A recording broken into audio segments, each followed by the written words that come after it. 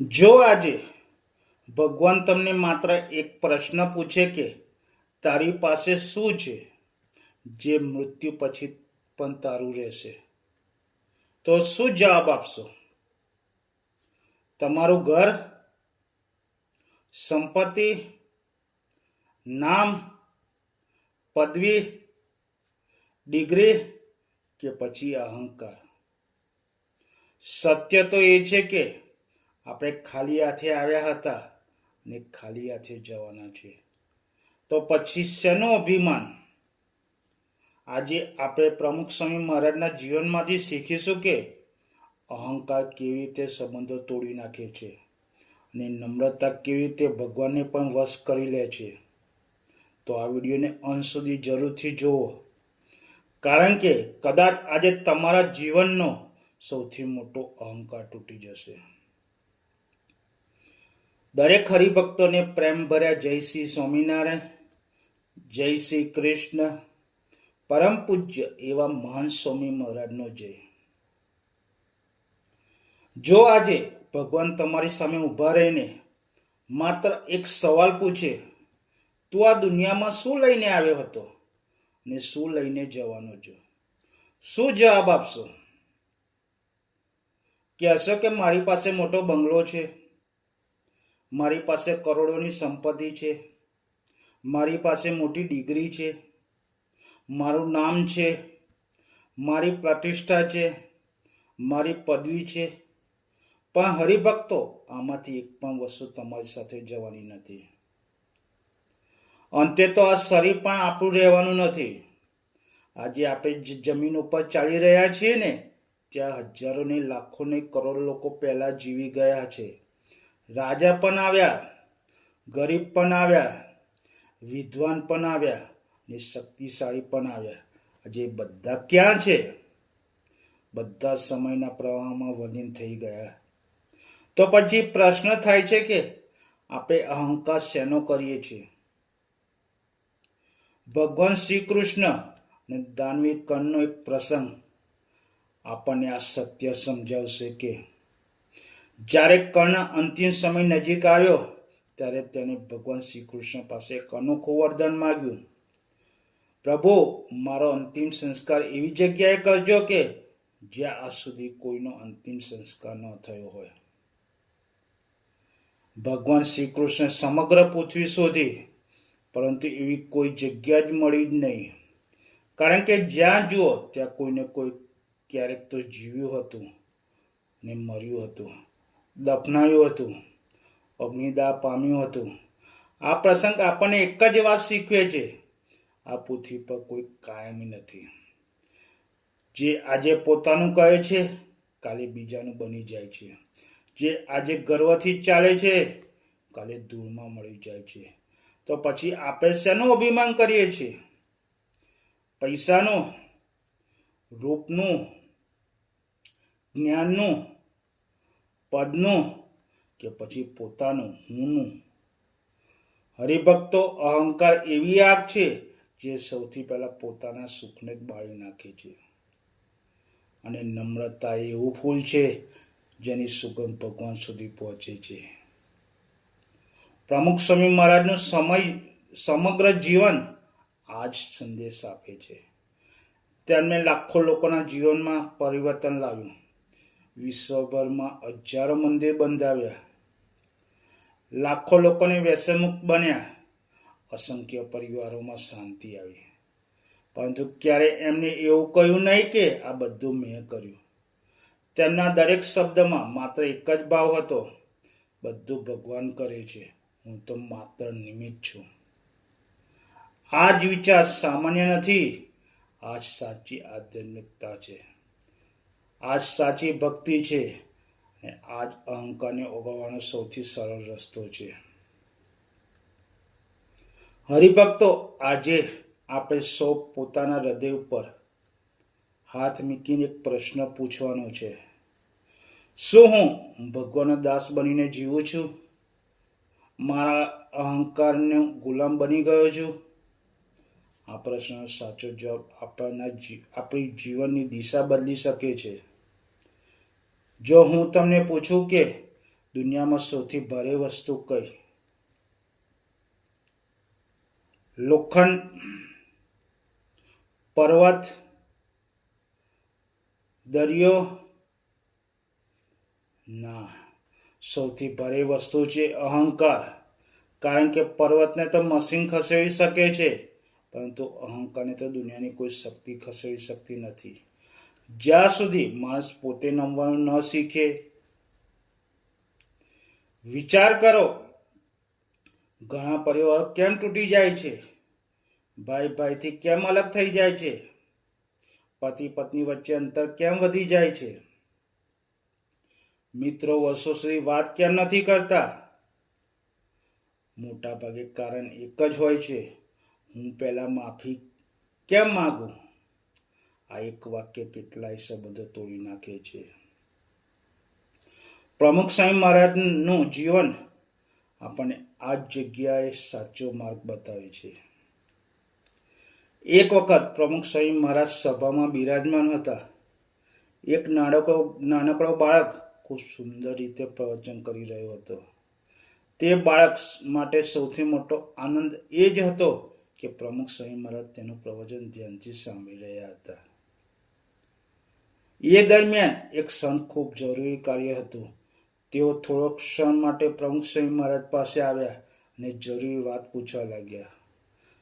માત્ર થોડી જ સેકન્ડ, પણ બાળકે બોલવાનું બંધ કરી દીધું.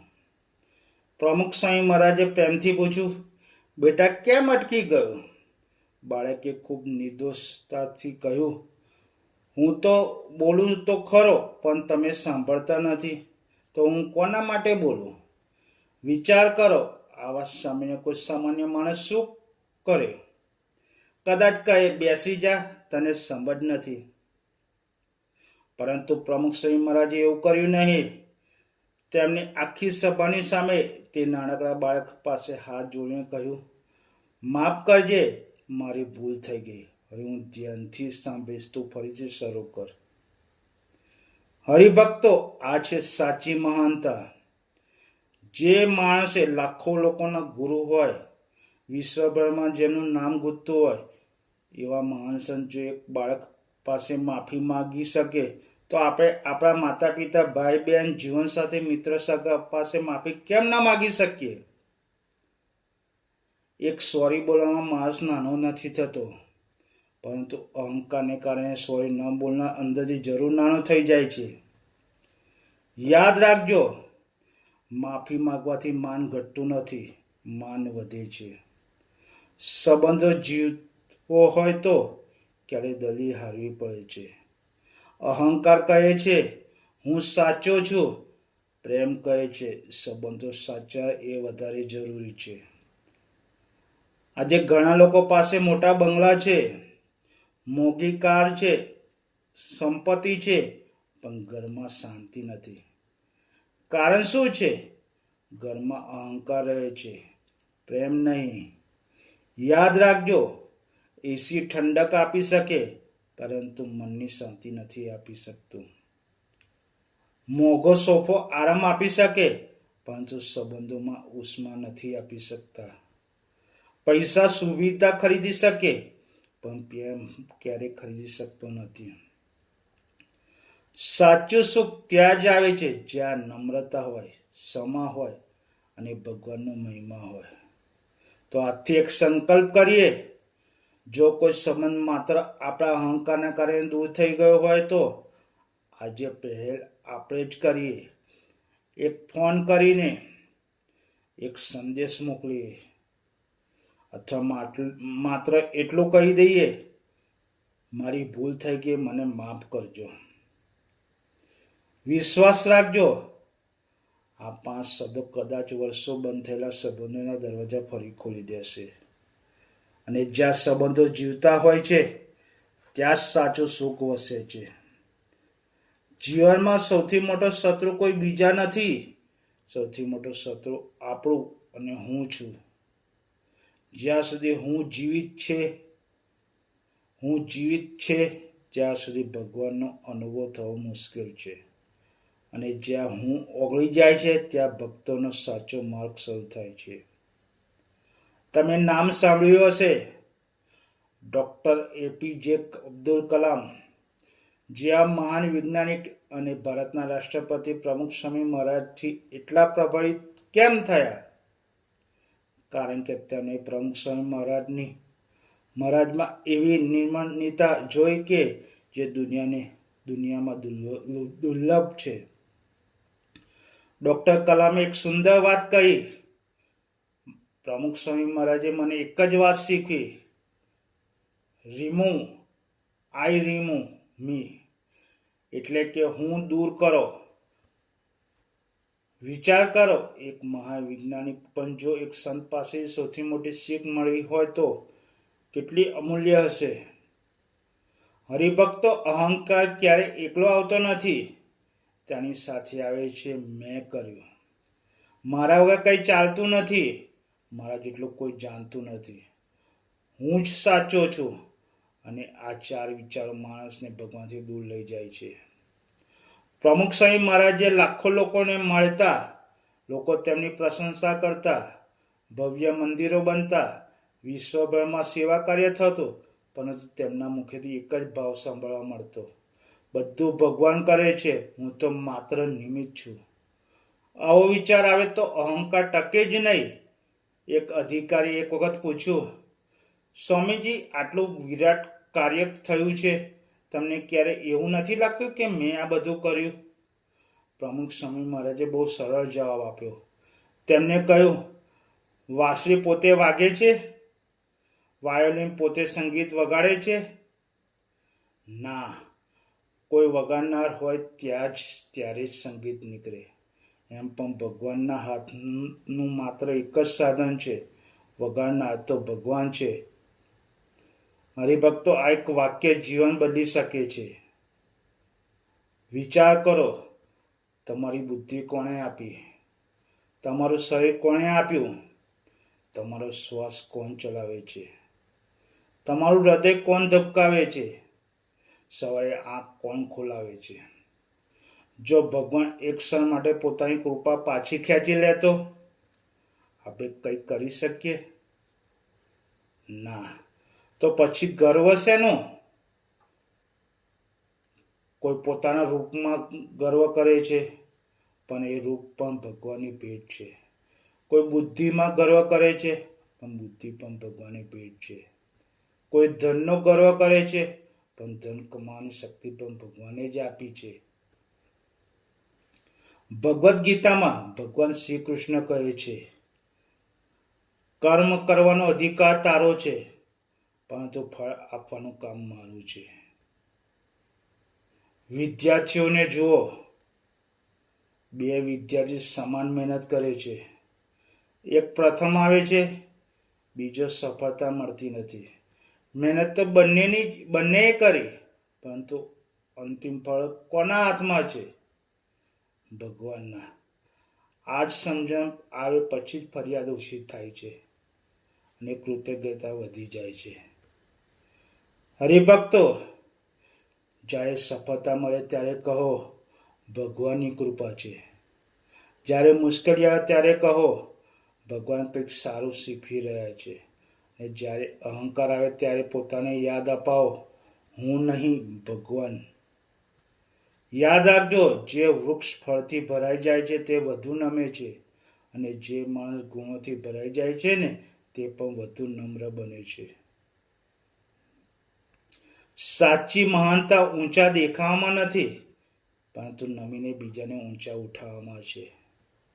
પ્રમુખ સ્વામી મહારાજનું આખું જીવન આ જ જીવનનો સંદેશ છે. તેમને ક્યારે પોતાના કેન્દ્રમાં રાખ્યા નથી, હંમેશા ભગવાનને આગળ રાખ્યા. અને કદાચ એ જ કારણે આજે પણ લાખો લોકો તેમના જીવનમાંથી પ્રેરણા લે છે. તો ચાલો આજે આપણે પણ મનમાં એક પ્રાર્થના કરીએ, હે ભગવાન, મને સફળતા આપો કે ન આપો, પણ સફળતા પછી અહંકાર ક્યારેય ન આપશો. મને સંપત્તિ આપો કે ન આપો, પણ નમ્રતા ક્યારેય ન છીણી લેશો. મને લોકો પ્રેમ મળે કે ના મળે, મને લોકોનો પ્રેમ મળે કે ન મળે, પણ આપના ચરણોમાં મારું મન ક્યારેય દૂર ન થવા દેજો. કારણ કે જેના જીવનમાંથી હું નીકળી જાય છે તેના જીવનમાં હરિ પ્રવેશી જાય છે. હરિભક્તો, આજની વાતનો અંત એક પ્રશ્નથી કરીએ. જો આજે રાતે ભગવાન આપણને પૂછે, આખું જીવન જીવો પણ શું શીખ્યો, તો આપણે જવાબ શું હશે? શું આપણે કહી શકીશું કે મેં ઘણા પૈસા કમાવ્યા, ઘણી મિલકત બનાવી, મોટું નામ મેળવ્યું? ભગવાન કદાચ ફરી પૂછે, આ બધામાંથી કેટલું તારીફ સાથે લાવ્યો? જવાબ હશે, કંઈ જ નહીં. આ દુનિયામાં આપણે ખાલી હાથે આવ્યા હતા અને એક દિવસ ખાલી હાથે જ જવાના છે. સાથે જે જશે તો માત્ર આપણા કર્મ, ભગવાન પ્રત્યેની ભક્તિ અને સંતોના આશીર્વાદ અને બીજાના હૃદયમાં છોડેલો પ્રેમ. એટલે આજથી એક સંકલ્પ કરીએ, કોઈને દુઃખ પહોંચ્યું હોય તો માફી માંગી લઈએ. કોઈ આપણાથી રિસાયું હોય તો પહેલ આપણે કરીએ. ઘરમાં માતા પિતાને પ્રેમથી બોલીએ, જીવનસાથીને આદર કરીએ, ભાઈ બહેન સાથે મતભેદ ભૂલી જઈએ, મિત્રો સાથે અહંકાર છોડીએ. કારણ કે સંબંધો તૂટે છે ત્યારે ઘરો ઊભા રહે છે, પણ ઘરનું સુખ તૂટી જાય છે. અને જ્યાં નમ્રતા હોય છે ત્યાં ભગવાન પોતે નિવાસ કરે છે. પ્રમુખ સ્વામી મહારાજનું આખું જીવન આપણને એક જ પાઠ શીખવે છે, પોતાને મોટા ન માનો, ભગવાનને મોટા માનો. જ્યારે માણસ પોતાની સફળતા શ્રેય ભગવાનને આપે છે ત્યારે ભગવાન તેને વધુ લાયક બનાવે છે.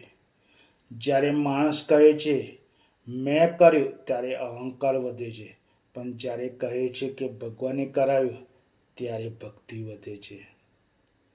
હરિભક્તો, આજથી દરરોજ સવારે એક નાનકડી પ્રાર્થના કરજો. હે ભગવાન, મારામાં જો અહંકાર હોય તો તેને દૂર કરજો.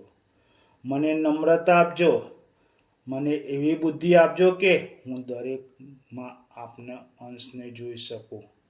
મને એવો સ્વભાવ આપજો કે મારા શબ્દથી કોઈનું દિલ ના દુભાય. મને એવી ભક્તિ આપજો કે હું દરેક સફળતામાં આપનો મહિમા ગાઉં. યાદ રાખજો, અહંકાર માણસને લોકોમાંથી દૂર કરે છે અને નમ્રતા માણસને ભગવાન સુધી પહોંચાડે છે. સંપત્તિથી મોટું ઘર બને, પણ નમ્રતાથી મોટું હૃદય બને છે. ડિગ્રીથી ઓળખ મળે છે, પણ સદાચારથી સન્માન મળે છે. પદથી લોકો ઊભા થઈને સલામ કરે છે, પણ પ્રેમથી લોકો હૃદયમાં નમી જાય છે. આપણે કર્યું જીવન જીવવું છે, અહંકારનું કે ભગવાનને રાજી કરનાર નમ્ર જીવન. તો નિર્ણય આજે આપણો છે. તો ચાલો અંતમાં એક પ્રાર્થના સાથે વાત પૂર્ણ કરીશ. હે શ્રીજી મહારાજ, હે ગુણાતીત ગુરુ પરંપરા, અમારા જીવનમાંથી હું અને મારુંનો અહંકાર દૂર કરજો.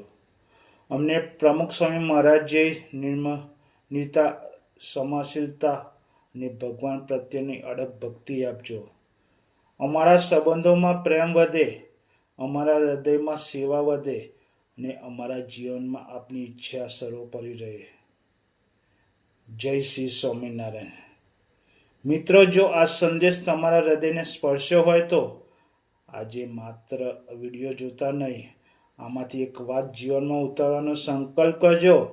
કારણ કે જીવન બદલવા માટે હજારો ઉપદેશની જરૂર નથી પડતી.